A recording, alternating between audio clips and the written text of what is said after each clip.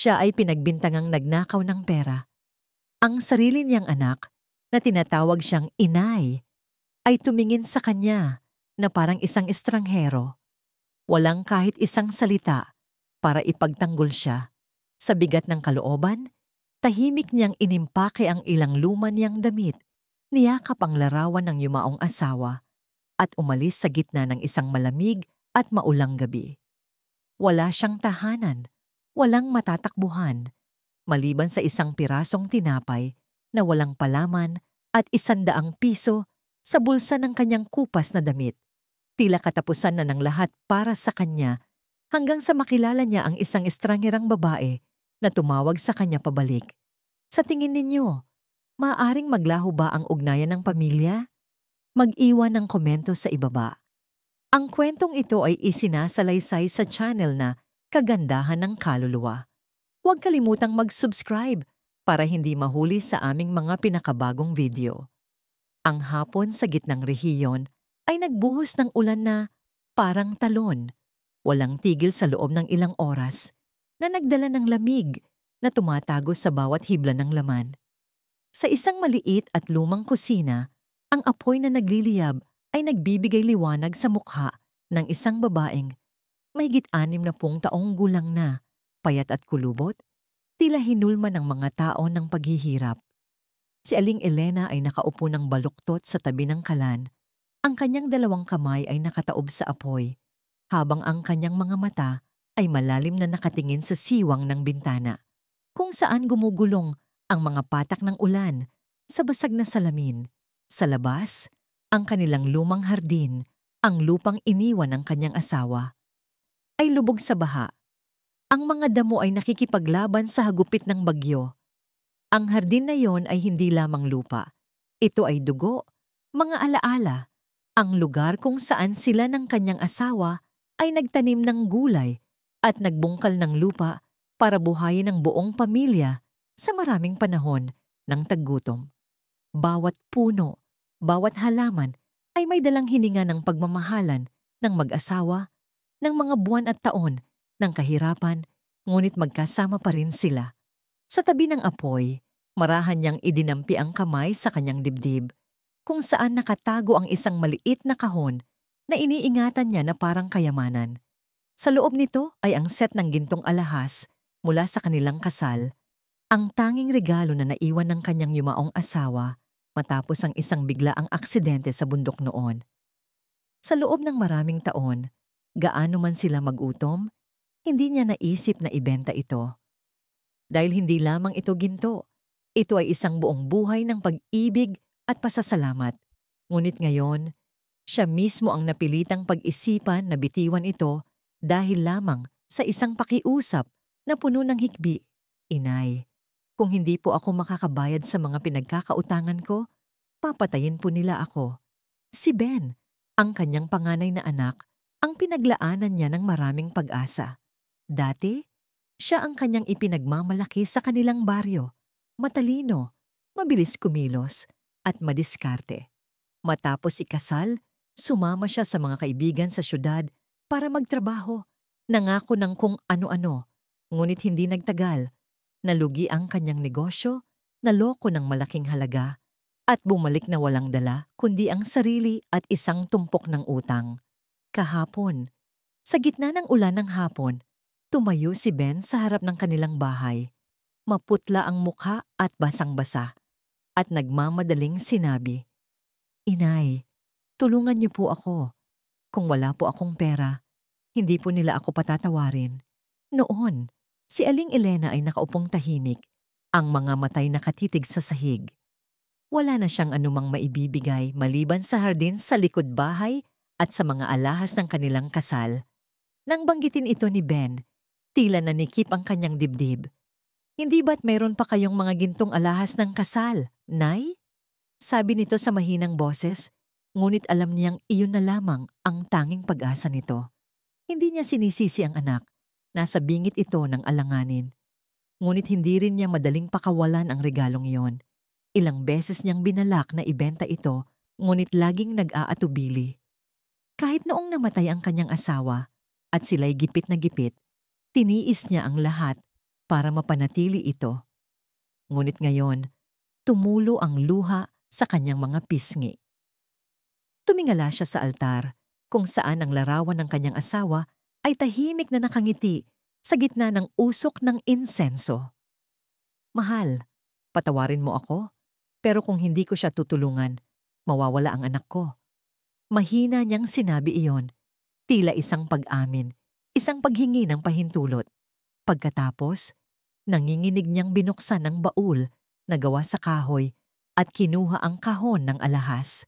Bawat singsing, bawat pulseras ay isang piraso ng alaala. Ang araw na hinawakan ng asawa niya ang kanyang kamay sa kanilang simple ngunit masayang kasal. Ang gabi nang isilang niya ang kanilang panganay, kung paano siya nanginginig na inalo nito. Ang tao ng tagtuyot nang umutang ito ng bigas at sinabihan pa rin siyang huwag ibenta ang mga alahas. Itago mo yan, alaala natin yan para makita ng mga anak natin balang araw. Lahat ng iyon ay nakaraan na lamang. Ang kasalukuyan ay ang hikbi ng anak na dati niyang kinakarga-karga tuwing may baha.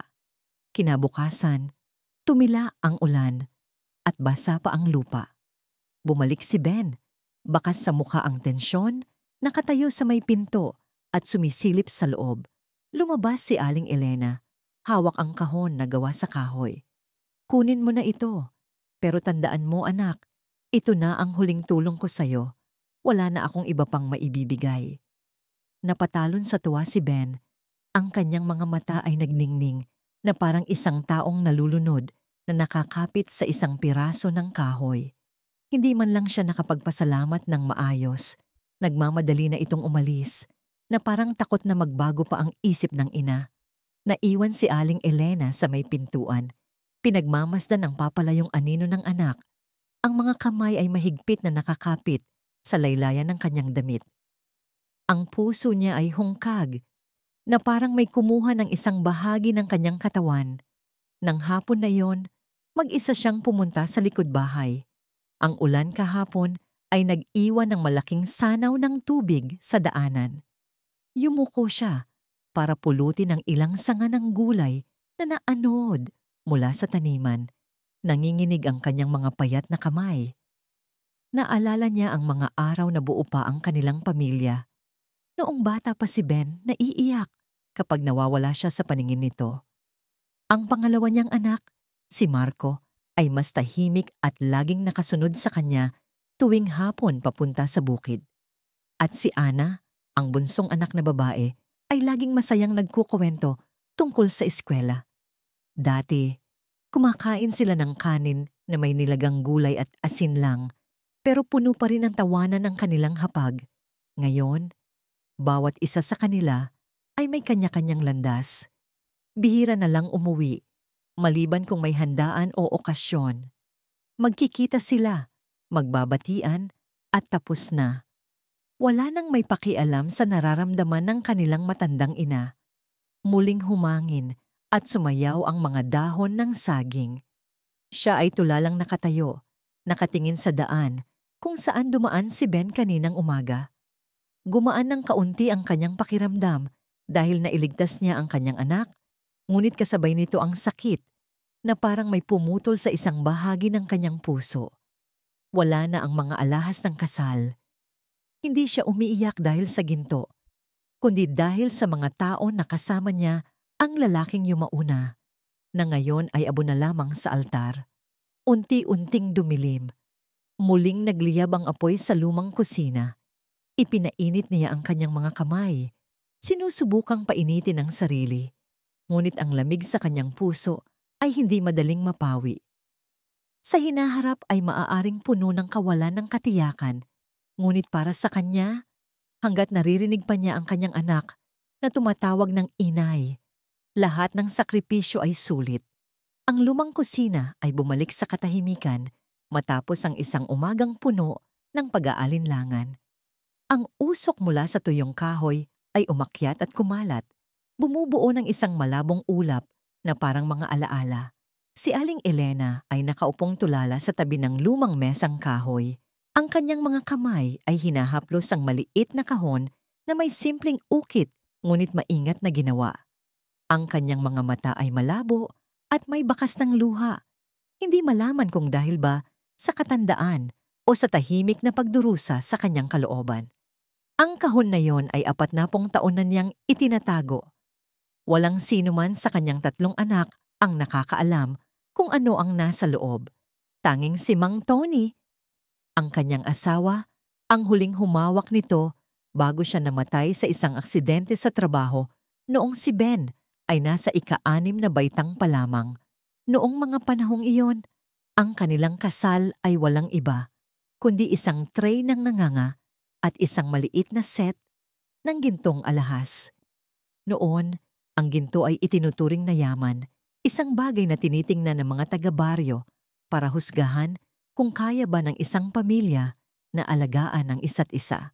Ngunit para kay Aling Elena, ang mga alahas ay hindi para ipagyabang. Ito ay isang pangako, isang patunay ng isang buhay na puno ng hirap, ngunit may pagmamahal hanggang sa huli. Kahit na sa mga sumunod na panahon ng kakapusan, kumakain ng kamote sa halip na kanin, talbos ng kamote sa halip na kangkong, hindi niya kailanman naisip na ibenta ang mga alahas. Dahil ito ang tanging buong alaala ng kanyang kabataan kung kailan nangahas siyang mangarap. Ito ang una at huling regalo na ibinigay sa kanya ni Mang Tony bago ito bumagsak sa gitna ng ulan sa taong yon. Ngunit kaninang umaga, ang kanyang mga payat na kamay ang siyang nagbukas ng takip ng kahon. Bawat piraso ay kumikinang ng malabong ginto. Hindi na kasing kinang noong bagong kasal sila. Ngunit ang mga alaala ay buo pa rin. Isang maliit na singsing, isang simpleng pulseras, isang manipis na kwintas. Lahat ng yon, kapag pinagsama-sama, ay maaring hindi sapat para bayaran ang lahat ng utang ni Ben, ngunit tulad ng sabi nito, kahit magkano, makakatulong. Habang tinitingnan ang bawat piraso, hindi niya mapigilan ang pagbuhos ng mga alaala na parang baha. Naalala niya ang araw na namatay ang kanyang asawa. Ang gabing iyon ay malakas din ang ulan, tulad kahapon. Nang matanggap niya ang balita, napahawak na lang siya sa kanyang ulo at humagulgol. Pagkatapos ay biglang tumayo at tumakbo sa gitna ng ulan, mahigit 3 kilometro papunta sa bundok para kumpirmahin ang katotohanan. Ang bangkay ng kanyang asawa ay nasa isang kanal. Ang ulo ay tumama sa bato. Ang mukha ay may bakas pa rin ng pag-aalala na hindi na naisatinig. Ang kamatayang yon ay ang tuldok sa isang buhay ng pagsusumikap at ang simula ng mahabang taon kung saan siya ay naging ina at ama sa kanyang mga anak. Pagkatapos noon, tiniis niya ang lahat para mapalaki ang 3 anak. Si Ben ay nakapag-aral ng maayos. Si Marco ay tahimik at hindi pala salita, ngunit laging tumutulong sa ina.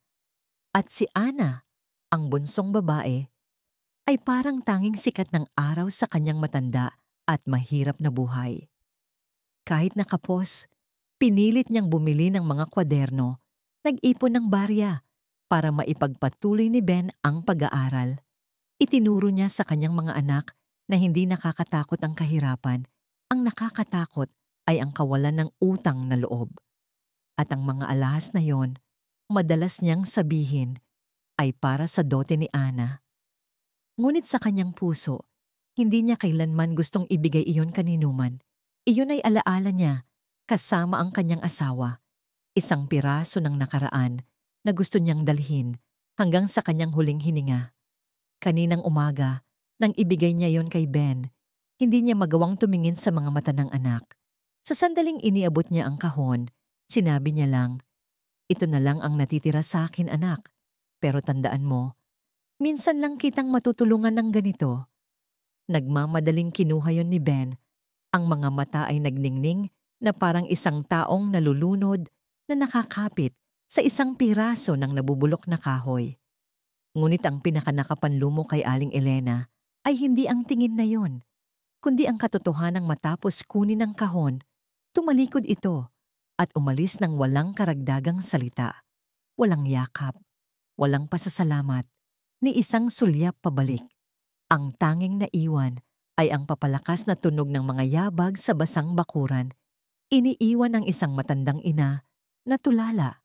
Hawak ang isang kahong walang laman at isang pusong nawala ng huling bagay na pinanghahawakan. Ang paniniwalang ang kanyang anak ay marunong pa ring mag-isip. Mag-isa sa kusina, mahina niyang sinabi, "Ayos lang yan, Elena. Hanggat buhay ang anak mo, kahit anong mawala sa'yo, sulit pa rin." Ngunit nanikip ang kanyang lalamunan. Ang mga salitang yon ay hindi para aliwin ang sarili, kundi para takpan ang butas na pumupunit sa kanyang kalooban. Sa kaibuturan ng kanyang puso, naramdaman niyang may nabasag. Nang hapon, umulan na naman. Ang pangalawang ulan sa loob ng 2 araw. Ngunit sa pagkakataong ito, hindi na siya natakot. Ang ulan ay hindi makakasakit ng sinuman kumpara sa mga sugat na hindi nakikita. Kinuha niya ang maliit na baul kung saan may ilang luma na lamang na panyo at ilang lumang dokumento at marahang inilagay sa kabinet ng kusina ang kahong walang laman. Ang kahon na yon ay tulad ng kanyang puso, na ibigay na ang lahat at ang natitira na lamang ay mga pira-pirasong alaala. Sa gitna ng malamig na ulan ng probinsya, nagtimpla si Aling Elena ng isang tasang mainit na tsaa. Ang kanyang nanginginig na kamay ay itinaas ito sa kanyang bibig. Ang mga mata ay nakatingin sa malayo, sa daan patungo sa bayan kung saan nagpunta ang kanyang anak at hindi na lumingon pabalik.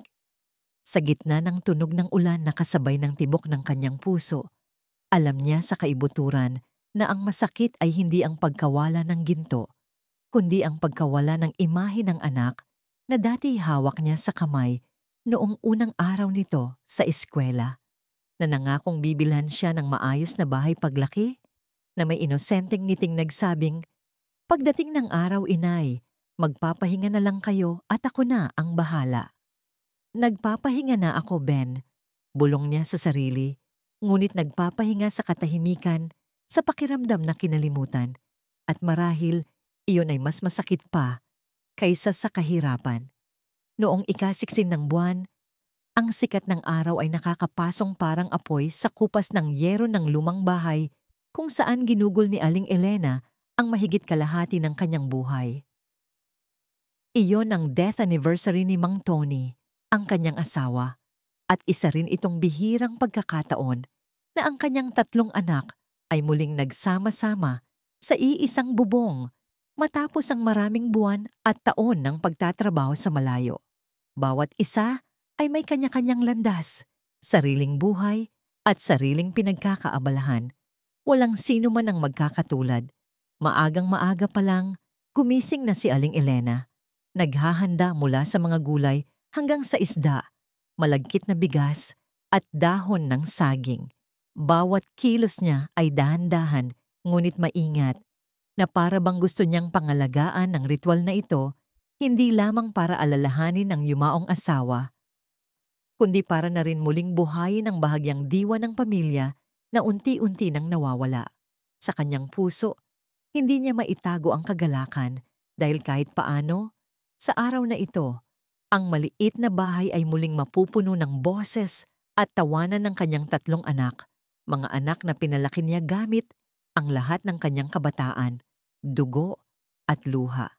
Bago magtanghali, isa-isang huminto ang mga motor at sasakyan sa harap ng tarangkahan. Unang dumating si Ben, ang panganay na kumuha ng kanyang mga alahas ilang panahon na ang nakalipas.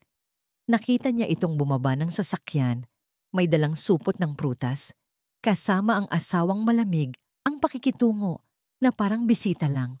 Ang apo naman niyang si Pipoy ay nakatutok lang sa cellphone. Ngumiti pa rin si Aling Elena, isang buong ngiti, ngunit may bahid ng pait. Hindi nagtagal, dumating din si Marco, ang pangalawang anak, kasama ang kanyang asawa. Simple pa rin ang anyo nito, ngunit may kislap sa mga mata na hindi pa niya nahuhulaan. Sa huli, dumating si Ana, ang bunsong anak na babae, maraming daladalahan at daldal ng daldal. Siya pa rin ang laging nagpapagaan ng tensyon sa tuwing may problema. Kumpleto na ang pamilya. Matapos magtirik ng kandila at mag-alay, nagsama-sama sila sa paligid ng mesa. Ang handa ay nakahain ng kumpleto, walang kulang. Si Aling Elena ay nakaupo sa isang sulok ng kusina, nagmamasid, walang imik. Ang kanyang mga mata ay may manipis na sinag ng pag-asa na pagkatapos ng araw na ito, muling magsasama-sama ang pamilya tulad ng dati. Ngunit nagkamali siya. Pagkatapos lamang ng ilang baso ng alak, ang usapan ay mabilis na lumiko sa ibang direksyon. Si Ben ang nagsimula. Habang kumukuha ng karne, dahan-dahan siyang nagsalita. Narinig ko raw na yung lupa sa likod bahay ay planong gawing malaking kalsada. Malaki raw ang bayad, baka umabot ng ilang milyon. Tumango si Marco at sumagot, "Oh, yun din ang balita ko. Sakop daw ng plano para sa pagpapalawak ng bayan ang lugar na to. Kung isasama ang hardin sa likod, malaki-laki rin siguro ang makukuha." Si Ana ay nagtatakang lumingon sa kanyang asawa. Wala namang nababanggit sa akin ang asawa ko. Ngumiti ng bahagya ang kanyang asawa. Kontraktual lang naman ako. Paano ko malalaman ang mga ganyang impormasyon? Sila Kuya Ben at Kuya Marco ang nakakaalam, tama lang yan. Si Aling Elena, na nasa loob, ay hindi pa malinaw kung ano ang pinag-uusapan ng mga anak. Ang nakikita niya lang ay unti-unting umiinit ang usapan. At pagkatapos, isang mungkahi ang tumama na parang kidlat sa gitna ng tirik na araw mula kay Ben. Kung magbabayad ang gobyerno, dapat nating paghatian ng pantay-pantay tayong tatlong magkakapatid. Hindi na rin naman naghahardin si inay, masasayang lang kung iiwan. Agad na sumang-ayon si Marco na para bang napagplanuhan na nila. Tama yan, matanda na si inay, wala na rin siyang magagawa. Saka kung kanino man siya titira, yun na ang bahala sa kanya. Pantay-pantay na hatian ang pinakamakatarungan. Si Ana naman ay nag-alinlangan, nakatingin sa ina, ngunit sa huli ay napilitang tumango. Kung hahatiin ang pera, dapat hatiin din ang responsibilidad sa pag-aalaga kay inay, di ba? May maliit akong anak, abala sa trabaho, paano ko siya aalagaan mag-isa? Sakto namang lumabas si Aling Elena, may dalang isang tray ng tsaa. Ngunit narinig na ng kanyang mga tainga ang lahat ng pinag-usapan. Ibinaba niya ang tray, ang kanyang mga mata ay malumanay pa rin, at ang boses ay walang bahid ng galit. "Anong pinag-uusapan niyo at ang saya niyo yata?" Tumingin si Ben sa ina, pagkatapos ay sa asawa, at pilit na ngumiti. "Yung tungkol po sa plano sa lupa dito sa atin, Nay, mukhang apektado rin ang bahay natin." Sumingit si Marco. "Inay, kung may pera pong ibabayad, kami na po ang bahala. Hahatiin po namin sa aming tatlo. Bawat isa sa amin ay may parte. Huwag na po kayong mag-alala." Si Ana naman ay alanganin. "Alam niyo naman po, Nay, lahat kami abala. Kaya kung sakali, bawat pamilya po, isang buwan kayong aalagaan, salitan para patas." Isang bigla ang katahimikan ang bumalot sa buong kusina. Si Aling Elena ay nanatiling nakatayo, walang imik, at marahan lang na tumango. Walang ipinakitang reaksyon, hindi nagalit, hindi nanumbat. Ngunit sa likod ng pagtangong iyon ay isang nagngangalit na bagyo sa puso ng isang ina. Naalala niya ang bawat gabing walang tulog para bantayan ang anak na may sakit. Naalala niya ang mga araw ng malakas na ulan na kailangan pa rin niyang magtrabaho sa bukid para may pambayad sa matrikula. Naalala niya ang mga mata ng kanyang mga anak noong maliliit pa sila. Laging naniniwalang ang kanilang ina ang lahat. Ngayon, ang ina ay isa na lamang responsibilidad na ipinapasa-pasa, parang isang utang na walang gustong magbayad. Walang nakakaalam na pagkatapos ng pananghalian na yon, habang ang lahat ay nagkalat sa labas para mag-usap o magpahinga sa mga silid, si Aling Elena ay tahimik na lumapit sa altar ng kanyang asawa. Nanginginig ang kanyang kamay habang nagsisindi ng isa pang insenso na kayuko. Ang kanyang mga labi ay bumubulong ng mga salitang hindi marinig. Sa huli, mahina niyang sinabi sa gitna ng pigil na hininga. Mahal, nakita mo na ang lahat. Ang 3 nating anak, malalaki na talaga sila. Pero mahal, parang habang lumalaki sila, lalo silang lumalayo sa kanilang mga magulang. Patawarin mo ako dahil hindi ko sila naalagaan tulad ng bilin mo. Patawarin mo ako dahil hindi ko nagawang isang tahanan na gusto nilang uwian. Mahal, kung nabubuhay ka lang, siguro iba ang lahat. Ang mga bulong na yon ay kasabay ng paglaho ng usok ng insenso. Dumaan ang hangin sa bintana at gumalaw ang lumang kurtina na parang isang buntong hininga. Yumuko si Aling Elena at marahang hinaplos ang larawan ni Mang Tony. Ang kanyang malabong mga mata ay dahan-dahang pumikit. Hindi siya umiyak dahil wala nang sapat na luha para tumulo. Ang natira na lamang ay isang matandang ina na pasa ng kalungkutan sa mismong tahanan na dati niyang pinaniniwala ang pinakapuno ng pagmamahal. Pagkatapos ng death anniversary ng kanyang asawa, inayos ni Aling Elena ang lumang kusina. Maingat niyang tiniklop ang bawat basahan. Inayos ang mga lalagyan ng pampalasa. Bawat bagay na kanyang nahahawakan ay tila pagsasara ng isang kabanata ng alaala. Ang lupang naging bahagi ng mahigit kalahati ng kanyang buhay ay hindi na niya pag-aari. Nagkasundo na ang kanyang mga anak na paghatian ang perang ibabayad kapag natuloy ang plano. Hindi siya tumutol dahil alam niyang kahit tumutol pa siya, walang sino man ang tunay na makikinig. Ang tanging itinira niya ay ang luma nilang litrato sa kasal na nasa isang basag na kwadrong kahoy at binalot sa isang manilaw-nilaw ng tela. At isang umaga sa simula ng buwan, inimpake niya ang kanyang simpleng gamit, isang lumang bag na tela, ilang damit, kaunting gamot sa ubot-sipon, at ang larawan ni Mang Tony. Pagkatapos, sumama siya kay Ben papuntang syudad. Habang nakaupo sa likod ng kotse, pinanood ni Aling Elena ang mga puno sa gilid ng daan na tila umaatras, parang mga alaalang dumudulas palayo. Ang pamilyar na hardin kung saan siya yumuyuko para magtanim ng bawat gulay, magputol ng bawat sanga, ay isa na lamang tuldok sa salamin sa gilid ng sasakyan. Hindi niya magawang lumingon ng matagal dahil takot siyang maiyak.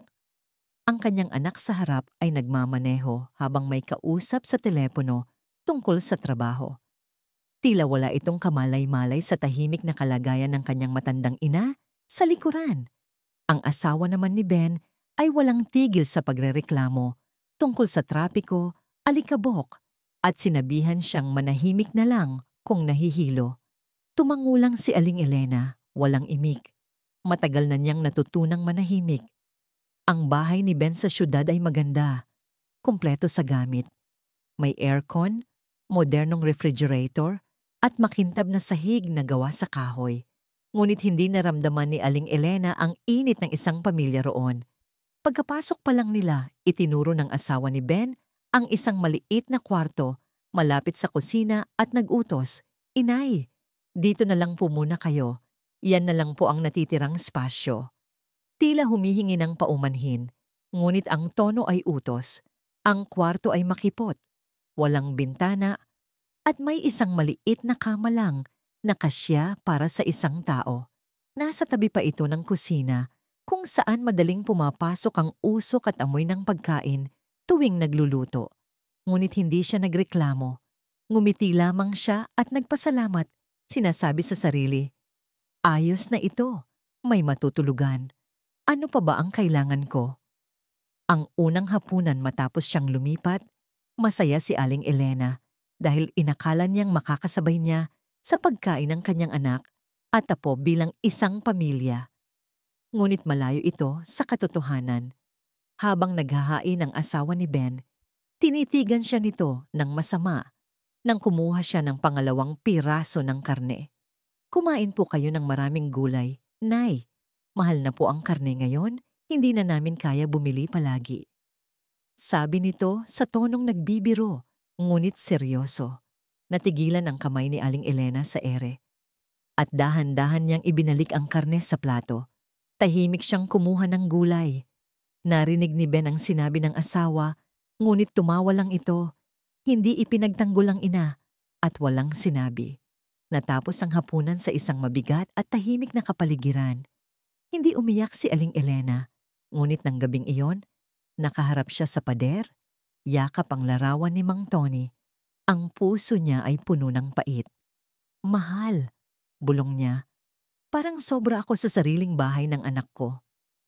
Ilang araw ang lumipas, inatasan siyang magbantay kay Pipoy, ang kanyang apo na nasa kindergarten na nagkasakit kaya hindi pumasok. Masaya niyang tinanggap ang gawain. Iniisip na magkakaroon siya ng kaunting kagalakan. Inalo niya ito, kinwentuhan, at sinubuan ng lugaw. Noong una, naninibago pa ang bata, ngunit kalaunan ay naging malapit na ito sa kanya. Ngunit isang hapon, habang kumukuha siya ng bimpo para punasan ang mukha nito, pagbalik niya ay nakita niyang nadapa na si Pipoy sa labas, duguan ng tuhod at humahagulgol. Sakto namang dumating ang asawa ni Ben. Nang makita ang nangyari, sumigaw ito. Paano niyo po binabantayan ng apo ko? Isang bata lang, hindi niyo maalagaan ng maayos. Nadapa na siya. Sinong mananagot dito? Nagmamadaling nagpaliwanag si Aling Elena. Kumuha lang ako ng bimpo. Hindi ko sinasadya. Ngunit bago pa niya matapos ang sasabihin, dinala na ng manugang ang bata sa loob. At habang inaalo ito, ay patuloy na naninisi. Nasa bahay lang naman kayo. Walang ginagawa. Bantay-bata na nga lang. Nasugatan pa. Sa susunod, sino pa ang magtitiwalang ipabantay siya sa inyo? Lumabas si Ben mula sa kwarto. Nang makita ang sitwasyon, kumunot ang noo niya at mahinang sinabi, Inay, mag-ingat na lang po kayo sa susunod. Mainitin lang po talaga ang ulo ng asawa ko, pero wala po siyang masamang ibig sabihin. Narinig iyon ni Aling Elena at yumuko na lamang. Nanlamig ang kanyang kalooban. Ang mga salitang yon ay parang kumpirmasyon na siya ay isa na lamang libreng katulong na hindi maaring magkamali. Nang gabing iyon, hindi siya makatulog. Ang ingay mula sa itaas ay umaalingaw-ngaw. Tunog ng TV, tawanan, musika. Ngunit walang sino man ang tumawag sa kanya para sumali. Nakahiga siya sa maliit na silid. Ang manipis na kumot ay hindi sapat para sa malamig na panahon. Ang kanyang mga mata ay hindi maalis sa larawang nakalagay sa ulunan ng kama. Mahal, iba na talaga ang mga apo natin ngayon. Hindi na ako ang kanilang ina, isa na lang akong matandang pabigat. Kukuha ng isang piraso ng karne. Pinupuna. Magbabantay ng apo. Pinapagalitan na parang utusan. Nakalimutan na nila ang lahat, mahal. Nakalimutan na nila kung sino ang nagpalaki sa kanila. Bawat subo ng kanin, bawat damit. Sa labas, ang ingay ng mga busina ng sasakyan ay pumapasok kasabay ng hangin. Hudyat ng isang gabing walang tulog sa syudad. At siya, sa madilim na sulok ng bahay na yon, ay unang beses na malinaw na naramdaman na hindi na siya ang sentro ng pamilya. Isa na lamang siyang pabigat na gusto nang itulak palayo ng lahat. Matapos ang eksaktong isang buwan sa bahay ni Ben, muling nag-impake ng gamit si Aling Elena para lumipat. Kahit hindi diretsahang sinabi ng mag-asawa, ang mga tingin ng manugang niya at ang paraan ng pag-aayos at paglilinis nito sa maliit na kwarto sa tabi ng kusina. 2 araw, bago pa ang takdang petsa, ay isang malinaw na hudyat na siya ay pinaalis na. Sinabi naman ni Ben, Inay, maghanda na po kayo. Susunduin na kayo ni Ana bukas. Halos tapos na po ang turno niyo dito. Turno? Natigilan siya nang marinig ang salitang yon. Para siyang isang bagay na ipinapasa sa isang laro, kung saan bawat isa ay may takdang oras lamang para hawakan ito bago kailangang ipasa sa susunod. Ang luma at kinakalawang na motor ng mag-asawang Ana ang sumundo sa kanya ng 5:00 ng hapon. Ang oras kung kailan ang takip silim ay naglalatag ng isang malabong, ginintuang alikabok sa bawat sulok ng syudad, sa bawat bubong. Habang inaalalayan siyang umangkas, bumulong si Ana. Inay, pagpasensyahan niyo na po ha. Medyo masikip po ang bahay namin, hindi po tulad ng kay Kuya Ben. Tumango si Aling Elena at ngumiti ng may pagtitiis, tulad ng dati. Walang reklamo. Para sa kanya, sapat ng may mapayapang matutuluyan, hindi makakaabala at hindi ituturing na pabigat. Ang bahay ni Ana ay isang maliit na nirerentahang kwarto sa isang malalim na eskinita. Ang mga pader ay amoy amag, mababa ang kisame, at ang amoy ng halumigmig at tumutulong ulan ay tila kumapit na sa bawat baldosa ng sahig. Si Leo, ang asawa ni Ana, ay isang driver para sa isang ride-hailing company. Mainitin ang ulo nito, hindi pala salita, at madalas umuwi ng lasing. Noong dumating si Aling Elena, isang tango lang ang bati nito bago nagmamadaling umalis papunta sa trabaho. Ang lugar na inilaan para sa kanya ay isang maliit na sulok na hinihiwalayan lamang ng isang kurtinang tela, kung saan may isang lumang natitiklop na kama. Nagbilin si Ana, "Inay, huwag po kayong magdamdam ha. Mahirap lang po kami. Hindi po tulad ni na kuya." Umiling si Aling Elena. "Ano ka ba anak? Hindi ko kailangan ng marami. May mahihigaan lang, masaya na ako." Pagkatapos, nagkatinginan sila, walang nagsalita. Ang katahimikan ay mabigat na para bang lahat ng hindi masabi ay naiintindihan na. Sa mga sumunod na araw, tahimik na namuhay si Aling Elena sa bahay na yon. Gigising siya ng maaga, magwawalis ng bakuran, maghuhugas ng pinggan, at maglalaba para tulungan ng anak. Ang kanilang pagkain ay simple, ilang piraso ng kangkong na ginisa, sabaw ng gulay. Ngunit para sa kanya, masaya pa rin siya dahil kahit paano, ipinagluluto pa rin siya ni Ana at tinatanong kung masarap ba ang pagkain niya. Kahit na kung minsan, ang tanong na yon ay natatabunan ng mga daing ng asawa nito, pinipilit pa rin niyang pakinggan ang kaunting pagmamahal. Ngunit ang kasiyahang iyon ay hindi nagtagal. Mula nang dumating siya, naging mas tensyonado ang bahay. Nagsimulang magpakita ng pagkainis ang asawa ni Ana. Minsan, dahil nabasag niya ang isang lumang baso. Minsan, dahil aksidenteng natalsikan ng tubig, pinaghugasan ng gulay ang sahig. O kaya'y dahil binuksan niya ang bintana habang mahangin pa. Mga maliliit na bagay na pinalalaki, na para bang dahilan lang para maglabas ng galit. Si Ana ay hindi nangahas magsalita. Tahimik lang siya. Ilang beses niyang sinubukang hilahin ng ina sa kwarto at isara ang kurtina para iwasan ang gulo.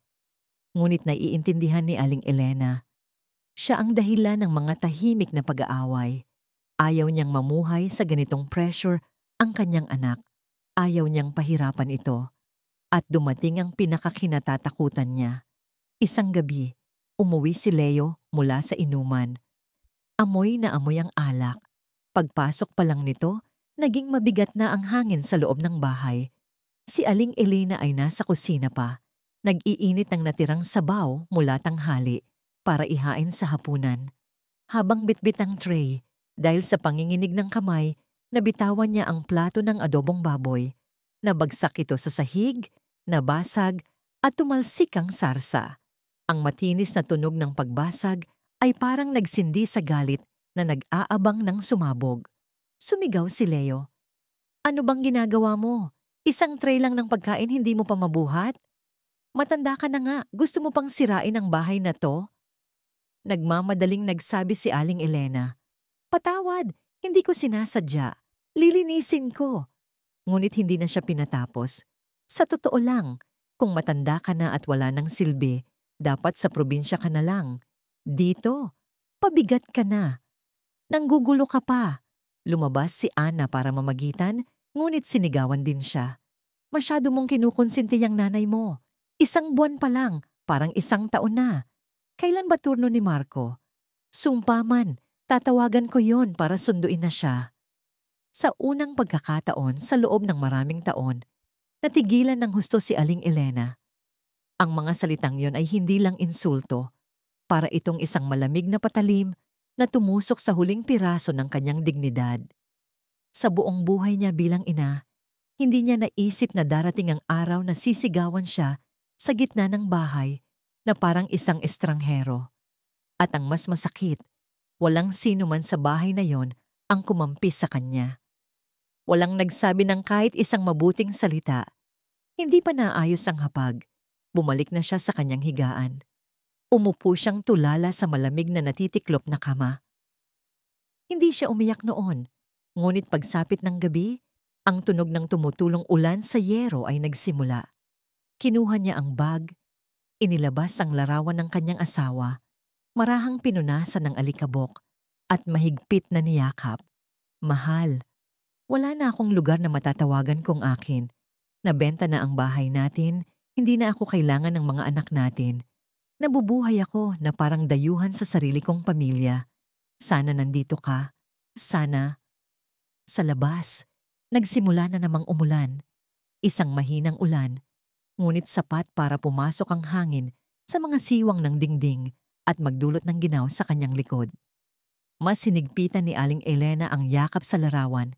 Tahimik na tumutulo ang luha. Marahil, ngayong gabi, hindi na naman siya makakatulog. Tulad ng maraming gabi na nagsimula siyang matanto. Ang lugar na gusto niyang uwian ay wala na. At ang lugar kung saan siya pinayagang manatili ay hindi para sa kanya. Pagkatapos ng mga araw ng tahimik na pagtitiis sa mga tingin ng manugang at sa mga reklamo sa bawat pagkain mula kay Ana, muling ipinasa si Aling Elena. Sa pagkakataong ito, sinundo siya papunta sa bahay ni Marco, ang pangalawang anak na nakatira sa isang maliit na kondominium sa labas ng syudad. Si Marco ay isang construction engineer, abala sa trabaho, madalas maagang umaalis at gabing-gabi na umuuwi. Ang asawa naman niyang si Hazel ay isang online seller, matalasang dila, at kung minsan ay sobra-sobra ang pagdududa. Noong dumating si Aling Elena, isang pormal na ngiti ang sumalubong sa kanya mula kay Hazel. Hindi gaanong malamig, pero hindi rin naman pala kaibigan. Ang mga pamilyar na salita ang kanyang narinig. Inay, pasensya na po. Medyo masikip ang bahay. May inayos po akong maliit na kwarto sa likod. Diyan na lang po muna kayo, ha? Marami pong estranghero ang pumapasok at lumalabas dito, kaya ingatan niyo po ang mga gamit niyo para iwas gulo. Ang huling pangungusap ay tila walang mali siya. Ngunit naramdaman ni Aling Elena ang panlalamig sa kanyang dibdib. Tuwing umaga, maaga siyang gumigising para tumulong maglinis at magluto, kung papayagan ni Hazel. Ngunit si Hazel ay maselan sa kalinisan at ayaw na may ibang gumagalaw ng kanyang mga gamit. Kaya madalas, nakaupo lang siya sa isang sulok, nagtutupi ng mga nilabhang damit o nakikipaglaro sa apo kapag wala itong pasok. Buong araw, naririnig niya ang mga reklamo mula sa kusina. Ang mahal na ng itlog ngayon, mahigit 10 piso na isa. Ang gulay, parang ginto, nadagdagan ng isang tao, tumaas ng 1,000 ang gastos sa palengke. Kahit hindi diretsang sinasabi sa kanya, alam niyang para sa kanya ang mga salitang yon. Naaalala pa niya nang malinaw ang isang hapong maalinsangan, puno ng kulay abong ulap ang langit, ngunit hindi umuulan. Umuwi si Hazel mula sa palengke, mukhang inis. Yung pera sa palengke, iniwan ko sa drawer. Sigurado akong 300 yon kaninang umaga. Ngayon, 50 na lang. Sinong kumuha? Kadarating lang ni Marco mula sa trabaho. Hindi pa nailalapag ang bag ay isinabak na agad sa usapan. Tingnan mo, wala namang ibang tao dito. Imposibleng magnanakaw, pero pera lang ang nawawala, hindi gamit. Kumunot ang noo ni Marco at tumingin sa asawa. Anong ibig mong sabihin? Pinaghihinalaan mo ba si inay? Hindi direktang sumagot si Hazel. Bumuntong hininga lang ito at tumingin kay Aling Elena na nakatayo sa sulok ng silid. Ang tingin ay puno ng kahulugan. Wala akong sinasabi, pero kaninang umaga, si inay lang ang naglinis ng kwarto. Pumasok po ba kayo sa kwarto namin, Nay? Nagulantang si Aling Elena at nautal. Nagpunas lang ako ng bintana at nagwalis sa sala. Hindi ako pumasok sa kwarto niyo. Tumingin si Marco sa ina. Ang mga mata niya noong una ay may tiwala. Ngunit sa pangungulit ng asawa, sinabi niya, Baka naman may nakapaglagay lang sa ibang lugar. Hanapin muna natin. Bago pa makapagsalita si Aling Elena, dumiretso na si Hazel sa maliit na kwarto kung saan siya natutulog. Hinalugog nito ang kanyang mga lumang gamit, bawat kupas na damit, bawat manilaw-nilaw na panyo, bawat sulok ng bag, para itong isang raid.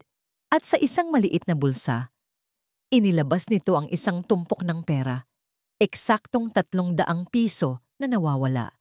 Biglang tumahimik ang buong kwarto. Itinaas ni Hazel ang pera sa harap ni Marco. Ang boses ay kasing lamig ng yelo. Hindi ako nagkakamali. Heto ang pera, nasa bag ni inay. Natigilan si Marco. Nanginginig na nagsalita si Aling Elena. Hindi ako kumuha niyan. Hindi ko alam kung bakit may pera diyan. Maniwala kayo sa akin, anak. Ngunit ang kanyang mga paliwanag ay nawala na parang usok. Ang tingin ni Marco sa kanya noon ay hinding-hindi niya malilimutan. Hindi na ito ang tingin ng isang anak na dati hawak-hawak niya sa kamay sa daan.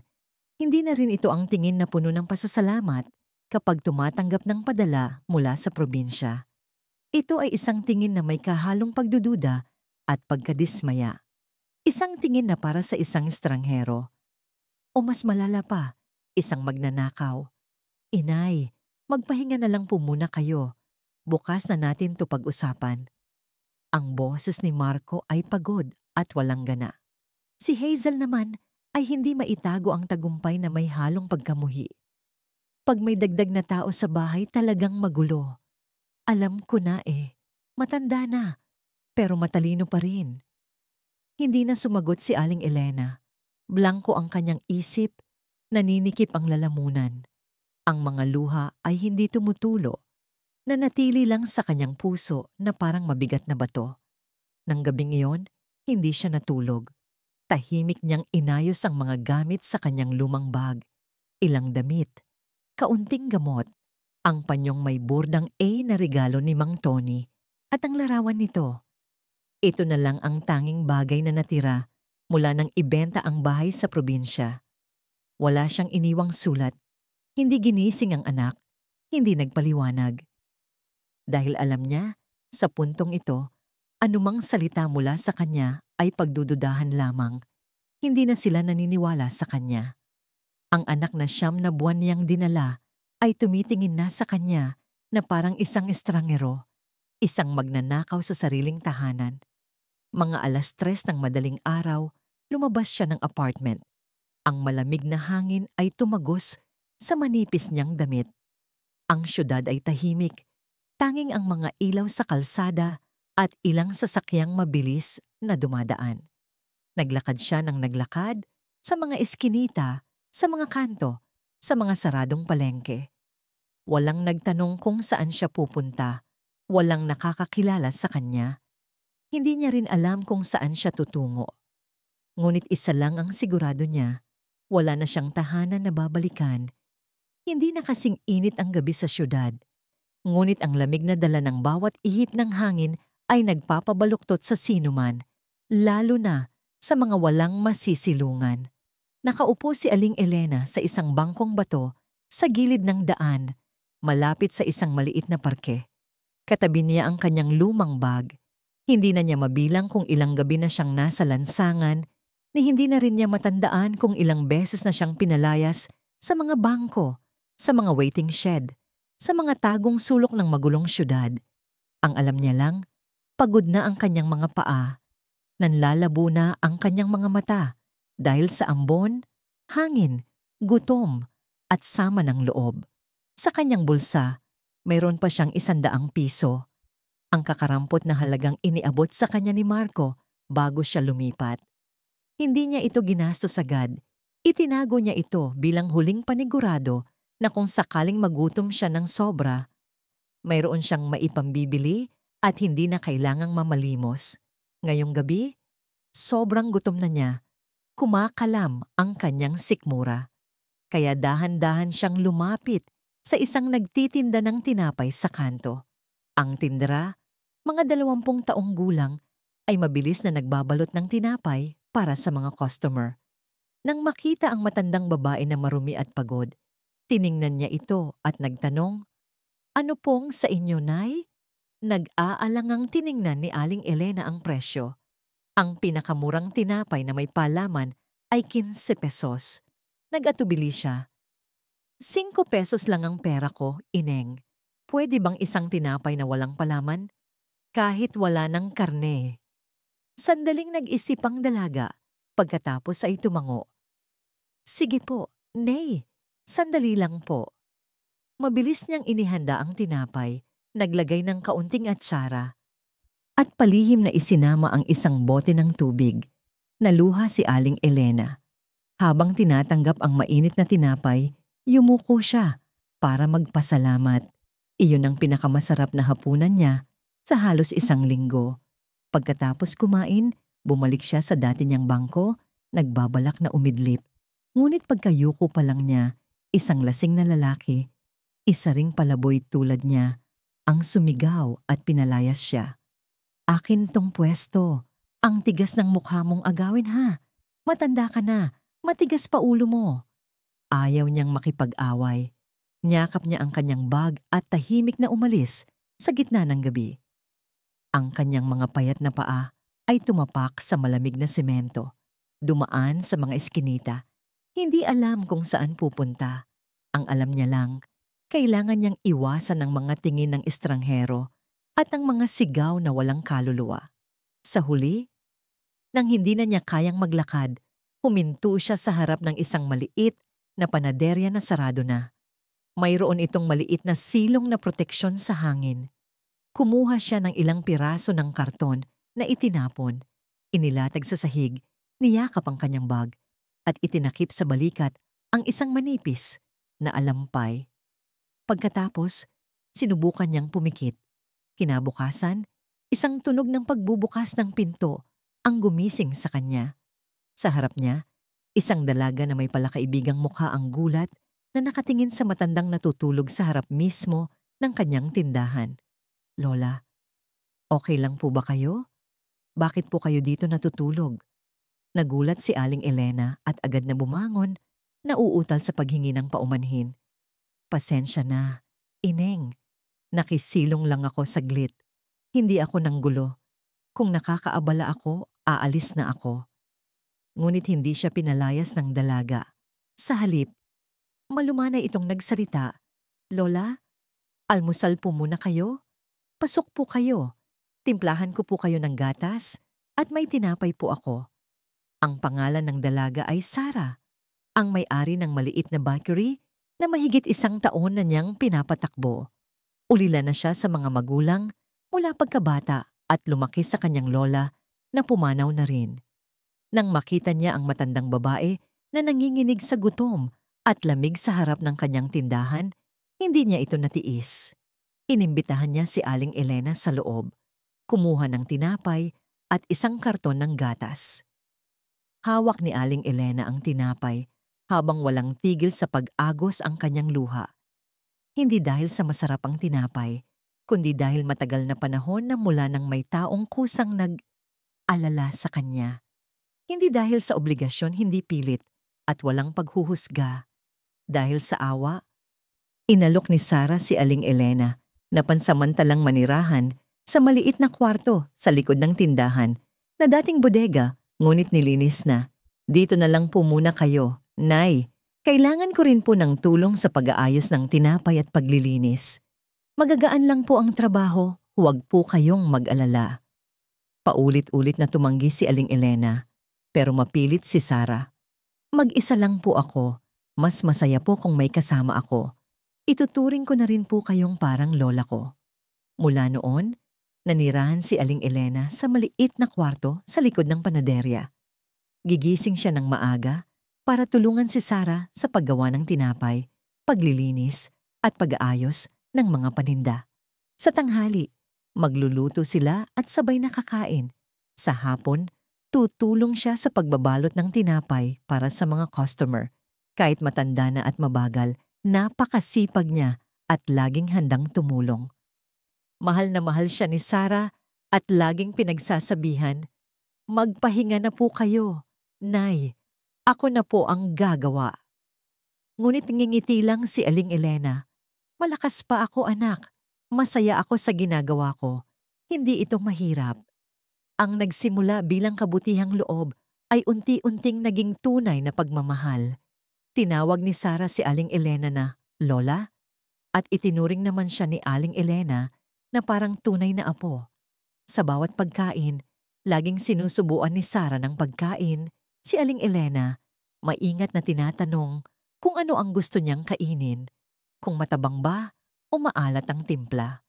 Tuwing uubo siya, nag-aalalang kumukuha ng gamot si Sarah.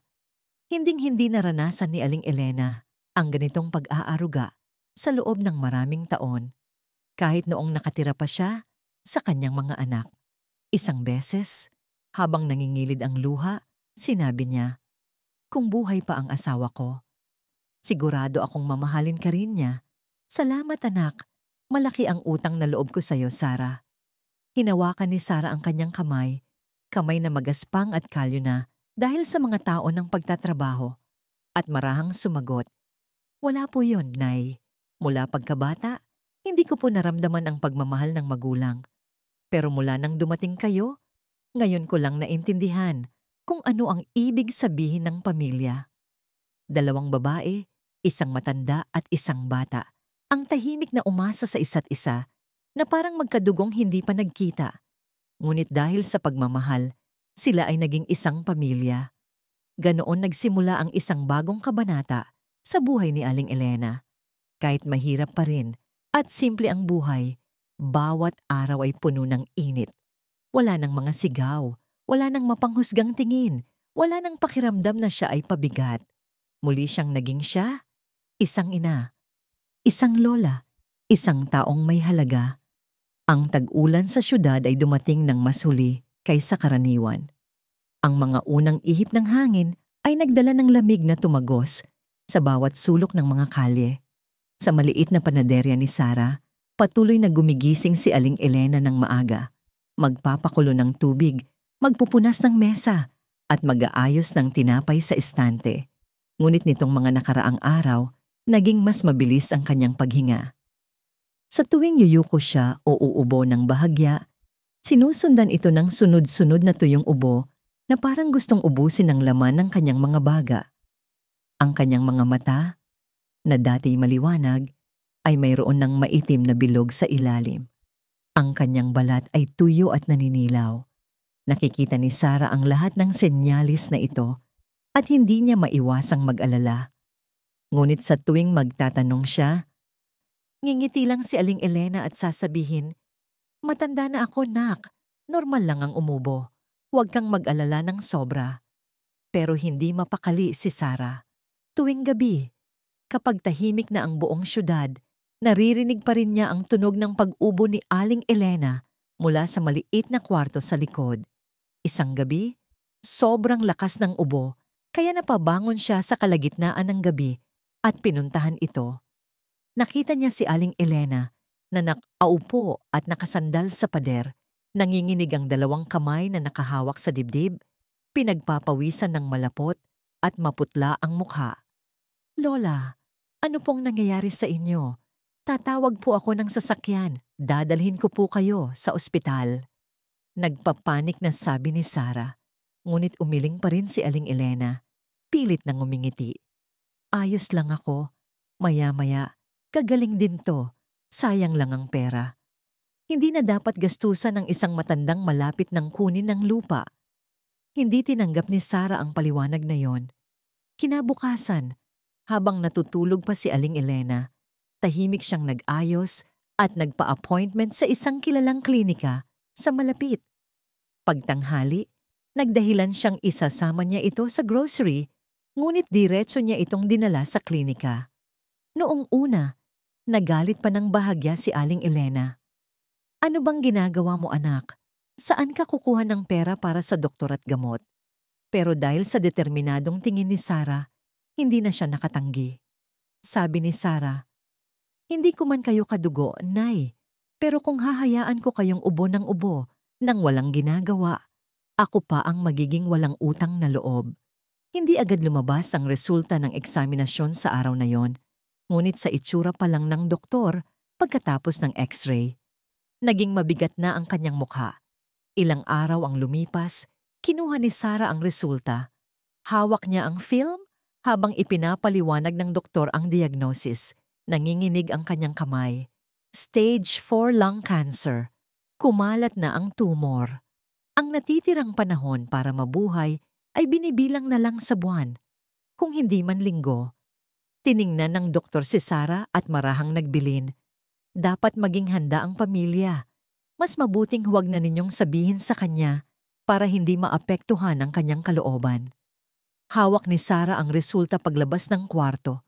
Tumutulo ang luha na parang bata. Sunod-sunod na tanong ang bumabagabag sa kanyang isipan. Bakit kailangang danasin ng isang inang tulad niya ang ganito? Bakit nagawang itakwil siya ng sarili niyang mga anak na parang isang basurang wala ng silbi? At sino ang mananatili sa tabi niya sa huling yugto ng kanyang buhay? Umuwi siya at itinago ang resulta ng eksaminasyon sa isang drawer, walang sinabi. Nagpatuloy sa normal na pamumuhay si Aling Elena. Pilit pa ring nagtatrabaho. Nagkukuwento ng mga lumang alaala tungkol sa kanyang kabataan. Sa mga araw na pinalalaki niya, sina Ben, Marco at Anna. Tungkol sa hardin nila noon na may asong laging bumubuntot sa kanya. May mga gabing nakikinig lang si Sarah sa mga kwento niya habang hindi namamalayang tumutulo na pala ang kanyang luha. Ang puso niya ay parang pinipiga. Inakala niyang naitago niya ito ng maayos, ngunit hindi simple si Aling Elena. Isang umaga, habang nagde-deliver ng tinapay si Sarah, naglilinis si Aling Elena at aksidenteng nakita ang medical result sa loob ng isang notebook. Kinuha niya ito at binasa. Nanginginig ang kanyang mga kamay. Bawat salita ay parang isang patalim na humihiwa sa kanyang puso. Pero hindi siya umiyak. Walang kahit isang hikbi. Tanging ang kanyang mga mata ang lumalim at ang kanyang tingin ay tahimik na nakatuon sa labas ng bintana, kung saan sumisilip ang unang sinag ng araw. Nang gabing iyon, pag-uwi ni Sarah, nakaupo na si Aling Elena sa hapagkainan. Ang paligid ay mabigat. Mahina siyang ngumiti. Sarah, alam ko na. Natigilan si Sarah. Ang puso niya ay parang dinukot. Patawad po, Nay. Gusto ko lang po na mabuhay kayo ng masaya. Ayaw ko po kayong mag-alala pa. Ngunit hinawakan siya ni Aling Elena sa kamay. Nagpapasalamat ako sa iyo, anak, dahil itinago mo. Tama ang ginawa mo. Pero mangako ka sa akin ng isang bagay, ha? Huwag mong sasabihin sa mga anak ko. Naguluhan si Sarah. Bakit po, Nay? Kailangan po nilang malaman. Umiling si Aling Elena. Hindi. Ayaw ko na silang abalahin. Buong buhay ko, para sa kanila ako nabuhay. Sa huling sandali, gusto kong mabuhay para sa sarili ko. Dito, kasama ka. Sapat na. Dahil sa mga salitang yon, humagulgol si Sarah. Niyakap niya si Aling Elena. Isinubsob ang sarili sa dibdib nito na parang isang bata. Hindi po kayo abala sa akin. Kung ako po ang papipiliin, gusto ko pa rin po kayong makasama. Huwag po kayong umalis. Marahang hinaplos ni Aling Elena ang buhok ni Sarah. Isang kilos na marahil ay matagal na niyang hindi nagawa. Tulad noong kinakalong pa niya ang kanyang mga anak noong maliliit pa sila. Tahimik, ngunit puno ng pagmamahal. Sa mga sumunod na araw, lalong humina si Aling Elena, ngunit pinanatili niya ang kanyang dating routine. Gagawa pa rin siya ng tinapay kapag kaya. Kakain ng normal kapag may gana at magkukwento pa rin kay Sarah. At tuwing gabi, tatayo siya sa harap ng maliit na altar na inayos ni Sarah, kung saan nakalagay ang larawan ni Mang Tony at bubulong, "Mahal, malapit na akong makasama ka. Pero sa pagkakataong ito, wala na akong dalang anuman, maliban sa pagmamahal ng isang anak na hindi ko kadugo. Pero mas minahal pa ako kaysa sa sarili kong mga anak." Nagpatuloy ang buhay, ngunit sa bawat araw, tahimik na lumilipas ang panahon, na parang isang orasan na nauubos na ang buhangin. Pumasok ang syudad sa huling buwan ng taon. Ang panahon ay pabago-bago. maalinsangan sa umaga, ngunit bumubuhos ang malakas na ulan sa hapon. Isang araw, maagang gumising si Sarah para maghanda ng tinapay gaya ng dati. Kasabay niyang bumangon si Aling Elena, ngunit paglabas pa lang niya ng kwarto, bigla siyang napaluhod. Hinawakan niya ang kanyang dibdib at umubo ng sunod-sunod. Bawat ubo ay marahas na parang pumipilas sa kanyang lalamunan. Namumula ang kanyang mukha hanggang sa bigla siyang sumuka ng dugo sa hawak niyang panyo. Ang tunog ng kanyang pagbagsak ay nagpatakbo kay Sarah. Gulat na gulat niyang tinawag ang pangalan nito, puno ng pag-asa. Ang mukha ni Aling Elena ay puting-puti at ang kanyang hininga ay paputol-putol. Walang pag-aalinlangan, agad na tumawag ng ambulansya si Sarah. Tumutulo ang luha sa kanyang mga pisngi habang inaalalayan niya ito. Pasakay, walang tigil sa pagbulong. "Lola, kapit lang po. Huwag niyo po akong iwan." Pagdating sa ospital, ang doktor na naka-duty sa emergency room ay walang iba kundi si Dr. Carlos, ang doktor na unang sumuri sa kanya. Nang makita niya si Sarah na balisa at yakap-yakap, ang matandang halos wala ng malay, agad niya itong dinala sa emergency room. Sa ilalim ng nakakasilaw na ilaw at sa ingay ng mga makina, nakahiga si Aling Elena, mas payat at mas mahina kaysa dati. Naghihintay si Sarah sa labas ng pasilyo, mahigpit na magkakapit ang mga kamay na parang gustong pigilan ang paglipas ng oras. Matapos, patatagin ang kalagayan ni Aling Elena, lumabas si Dr. Carlos na may mabigat na tingin. Umupo siya sa tabi ni Sarah at seryosong nagsalita. Hindi na magtatagal ang lola. Kung gusto pa siyang makita ng mga anak niya sa huling pagkakataon, kailangan nilang pumunta agad. Sandaling natahimik si Sarah, pagkatapos ay marahang tumango. Kahit na ipinagbilin sa kanya ni Aling Elena na huwag tatawagan ng mga anak nito, naiintindihan niyang kahit gaano pa nasaktan ng isang ina, hindi nito kayang pumanaw nang may mabigat na dalahin sa puso para sa kanyang mga anak. Agad na tumawag si Dr. Carlos gamit ang numero sa dati niyang record. Ang unang tawag ay kay Ben, ang panganay. Nang marinig sa kabilang linya na nasa emergency room ang ina, natigilan si Ben at nauutal na nagtanong, "Gagano po kalala, Dok?" Paos ang kanyang boses. Pagkatapos malaman ang address ng ospital, mabilis niyang ibinaba ang telepono at tinawagan sina Marco at Ana. Nang hapong iyon, ang tatlong magkakapatid ay nakatayo sa harap ng silid sa ospital kung saan nakahiga ang kanilang ina.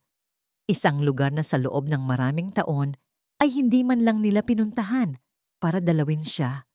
Sa harap nila ngayon ay hindi na ang malakas at tahimik na inang nagtaguyod sa kanila.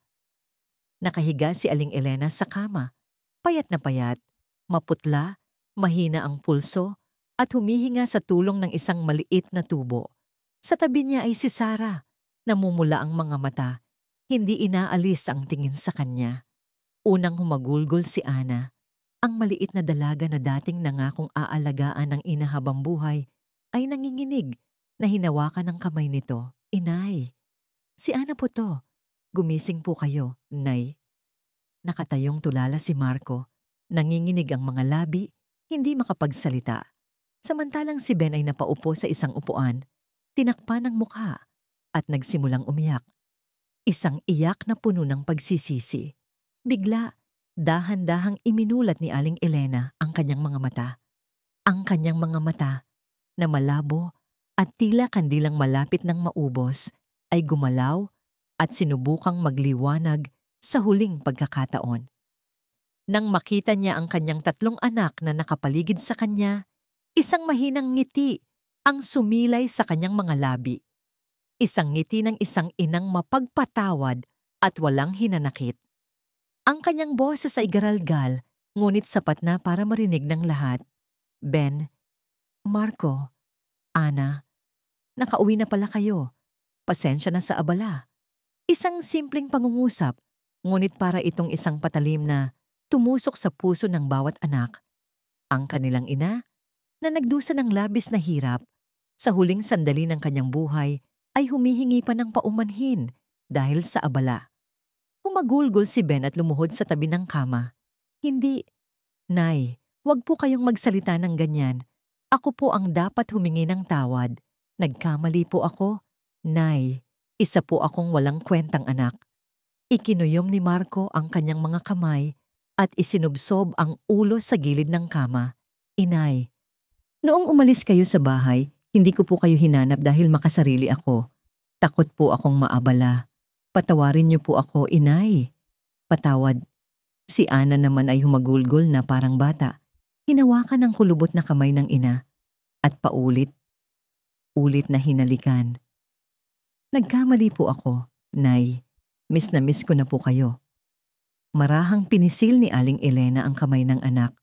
Ang kanyang tingin ay malabo, dumadaan sa bawat mukha ng kanyang mga anak.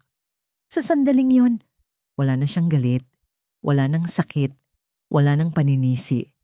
Lahat ay naglaho na. Mahina siyang bumulong. Hindi ako galit. Basta't magmahalan kayo, pahalagahan niyo ang pamilya. Masaya na ako.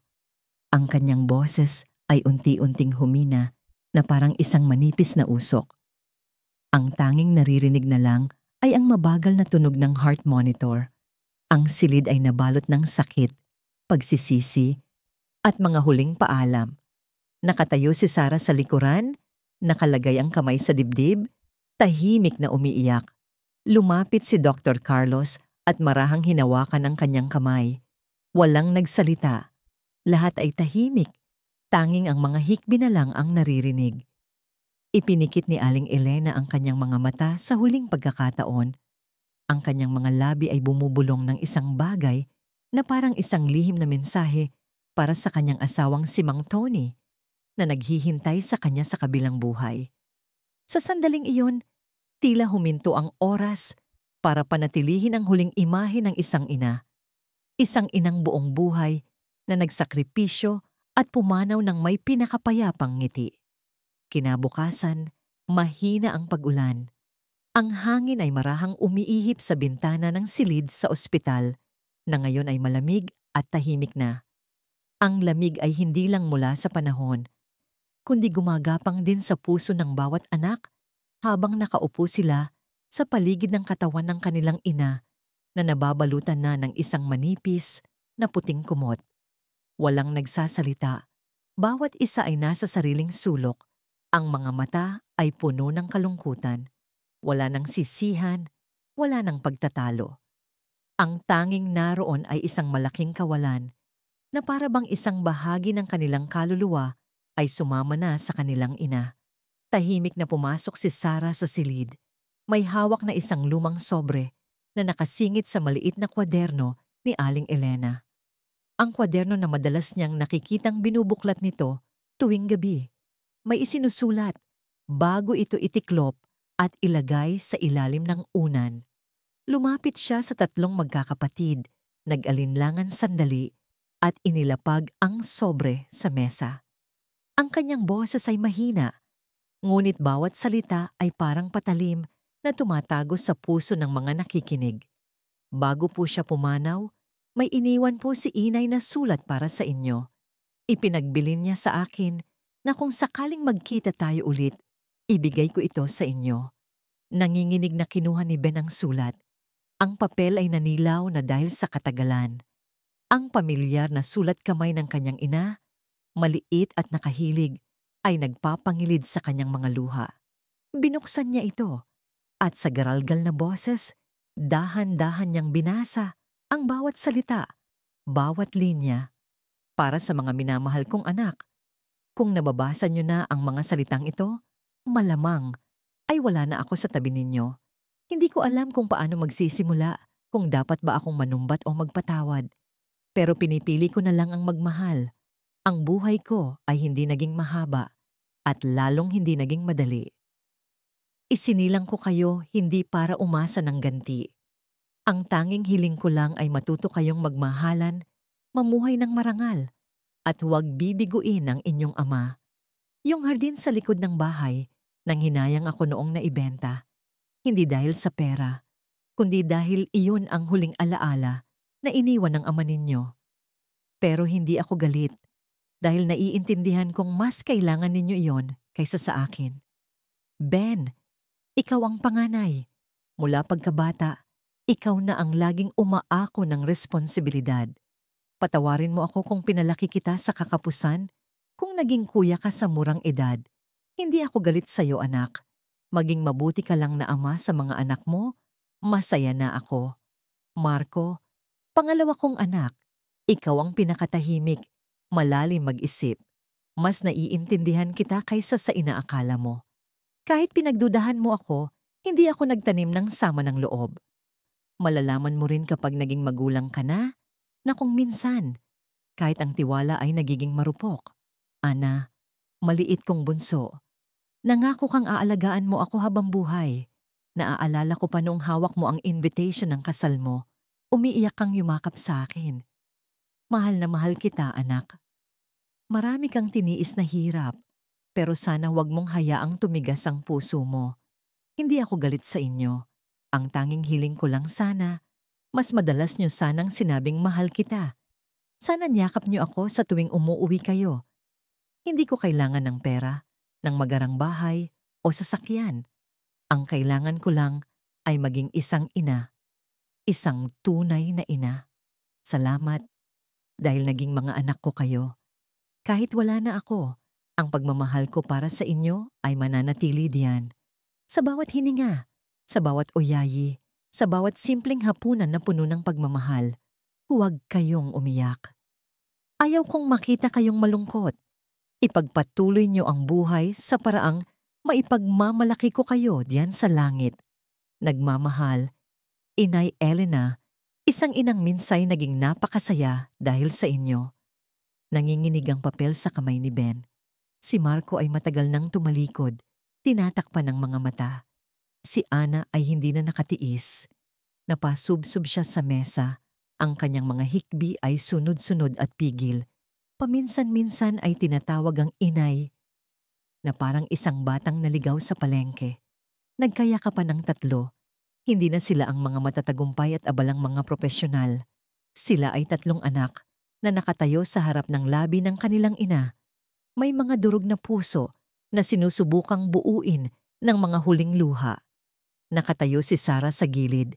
Tumutulo rin ang luha, ngunit walang bahid ng galit. Nasaksihan niya ang pagbabago, ang tunay na pagsisisi.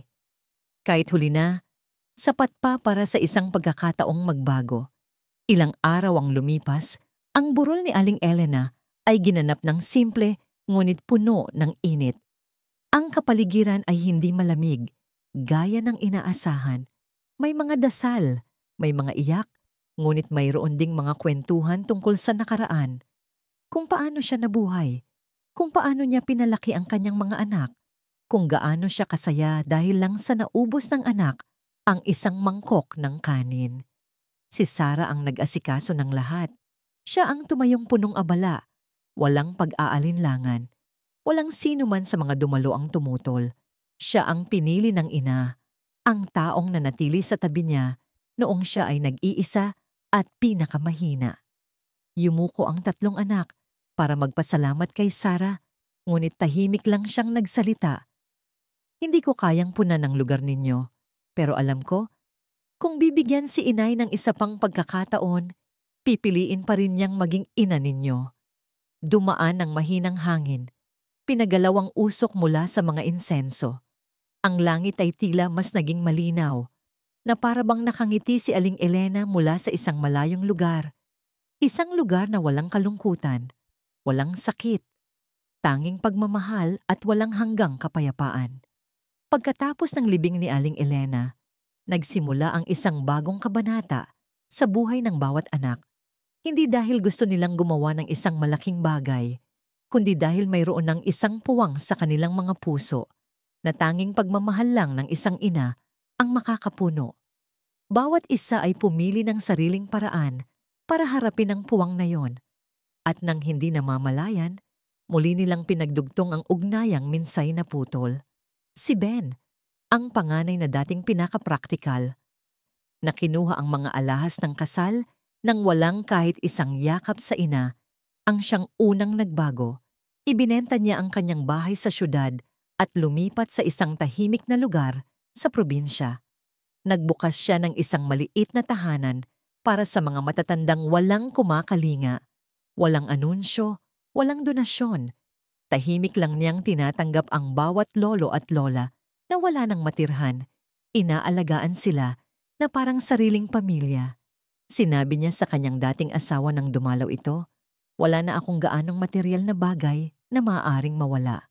Pero kung may magagawa ako para makabawi kay inay, gagawin ko hanggang sa huling hininga ko." Ang bagong bahay ni Ben ay laging may tawanan, may tunog ng lumang radyo tuwing umaga, at may isang Ben na matiyagang nagpapakain sa mga estranghero na parabang sila ang sarili niyang ina. Si Ana, ang bunsong hinayaang manirahan ng ina sa mabigat na katahimikan dahil sa takot sa asawa, ay nakipaghiwalay. Hindi siya bumalik sa probinsya. Nanatili siya sa syudad gamit ang kakarampot na pera at sa tulong ni Sarah. Nagbukas siya ng isang maliit na karinderya na pinangalan ng luto ni inay. Simple lang ang lugar, may ilang plastik na upuan at isang kahoy na karatula. Ngunit dinadayo ito ng mga tao dahil sa init ng pagmamahal na hindi kayang ibenta ng anumang restaurant. Madalas tanungin ni Ana ang kanyang mga customer, "Masarap po ba? Gusto niyo pa po ng sabaw?" Tulad ng kung paano siya tinatanong ng kanyang ina noon. Nagbibigay siya ng libreng pagkain sa mga matatanda at mahihirap, walang tanong-tanong.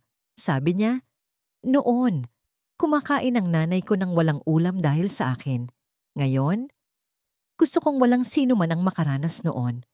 Si Marco, ang pangalawang anak, matapos ang matinding pag-aaway nila ng kanyang asawa dahil sa nangyari sa ina, ay nakipaghiwalay din.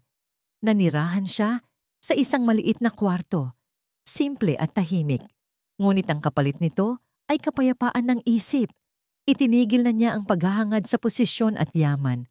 Naging guro siya sa isang maliit na paaralan sa baryo. Araw-araw, tinuturuan niya ang mga bata at kinukwentuhan sila tungkol sa isang inang nagtitinda ng gulay. Minsan, may isang estudyanteng nagtanong, "Sir, nanay niyo po ba yung kinukwento niyo?" Ngumiti lang siya, tinatago ang namumulang mata sa likod ng makapal na salamin. "Hindi, nanay nating lahat." Si Sarah naman, ang dalagang nakapulot ng isang lola sa gitna ng gabi, ay ipinagpatuloy ang kanyang maliit na panaderya. Ngunit ngayon, may kasama na siya, si Dr. Carlos, ang doktor na nag-alaga kay Aling Elena sa mga huling araw nito. Hindi sila nagmadaling magpakasal. Tinawag nila ang isa't isa na kasama sa buhay. Dahil alam nila, ang tunay na kaligayahan ay hindi nasa papel, kundi nasa bawat umagang sabay nilang binubuksan ang tindahan, sa bawat hapong nagtitimpla ng tsaa para sa mga matatandang customer, at sa bawat gabing nag-uusap tungkol sa kabutihan. Ginawa nilang isang lugar ang kanilang tahanan kung saan may libreng babasahin para sa mga matatanda, may libreng tinapay para sa mga kapos, at may isang maliit na altar na walang pangalan o litrato. Tanging isang linyang nakaukit sa kahoy, "Salamat, Inay, sa pagtuturo kung paano magmahal mula sa puso." Nang taong iyon, sa eksaktong unang anibersaryo ng kamatayan ni Aling Elena, bumalik ang tatlong magkakapatid sa kanilang probinsya, kung saan ang dating hardin ay isa na lamang bakanteng lote. Wala na ang lumang bahay, wala na ang mga tanim na gulay. Mayroon na lamang isang maliit na lapida na ipinatayo ni na Sarah at Dr. Carlos, kung saan nakalagak ang abo ng kanilang ina. Bawat isa ay may dalang inihandang pagkain. Si Ben ay nagluto ng paboritong ginataang kalabasa ng ina. Si Ana ay gumawa ng adobong itlog na laging handa tuwing Pasko. Si Marco naman ay may dalang isang pumpon ng bulaklak na dati tanim ng ina. Tumayo silang tatlo sa harap ng lapida, walang nagsasalita. Tanging ang maliit na anak na babae ni Ben ang tumingala at nagtanong, "Papa, naririnig po ba tayo ni Lola?" Yumuko si Ben, hinaplos ang buhok ng anak at sinabi sa garalgal na boses, "Oo, anak, lagi siyang nakikinig." Tayo lang ang hindi marunong magsalita noon. Tumingin ang bata sa ama. Pagkatapos ay sa lapida at nagkrus ng kamay. Sorry po, Lola. Sa susunod po, mamahalin ko po ng sobra si Papa at Mama para hindi na po kayo malungkot. Isang mahinang hangin ang dumaan at marahang yumugyog sa mga bulaklak. Nagsalo-salo ang buong pamilya sa pagkain. Hindi sila nag-usap tungkol sa pera o sa nakaraan. Tahimik lang silang kumain ng magkakasama, tulad ng laging pinapangarap ng kanilang ina. Pagsapit ng hapon, ang huling sinag ng araw ay tumagos sa mga ulap at nagbigay liwanag sa isang maliit na linyang nakaukit sa lapida. Tanging pagmamahal ng pamilya ang kayang magdugtong sa mga pusong minsay hindi nagkaintindihan. Nakabasa, nakasulat, at naikwento ko na ang daan-daang istorya. Ngunit ang inay, patawad, ay isa sa iilang kwento na nagpatigil sa akin, nagpatahimik at nagpaiyak.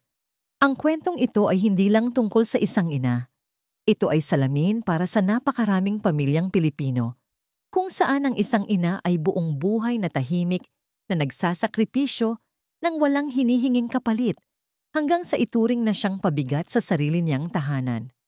Si Aling Elena ay simbolo ng milyon-milyong inang Pilipino, mapagmahal, matiisin at handang lunukin ng lahat, kahit ang kahihiyan, para lang mapanatili ang kapayapaan sa buhay ng kanyang mga anak. Nang ibigay niya ang mga alahas ng kasal, ang huling alaala ng kanyang asawa, para iligtas ang anak, hindi siya umiyak dahil sa ginto. Nasaktan siya dahil ang ilang dekada ng pagmamahal ng ina at anak ay nauwi lang sa isang formal na pasasalamat. At nang siya ay pagbintangan, laitin, at tratuhin na parang katulong sa bahay ng sarili niyang mga anak, hindi pa rin siya nanumbat. Pinili niyang umalis ng tahimik. Ngunit sa kanyang pag-alis, nakilala natin si Sarah.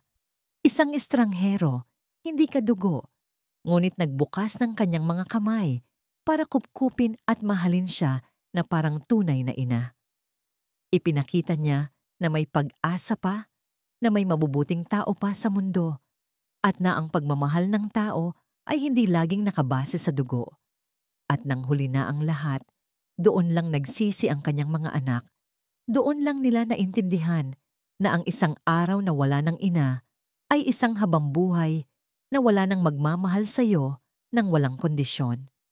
Sa tingin ko, ang nagbigay ng bigat sa kwentong ito ay hindi ang trahedya, kundi ang mensahe. Hindi natin kailangang gumawa ng malalaking bagay para suklian ang ating mga magulang. Sapat na ang tingnan natin sila ng may pagmamahal. Kausapin sila ng malumanay araw-araw. At higit sa lahat, huwag nating hintayin na pumanaw sila bago tayo umiyak sa pagsisisi.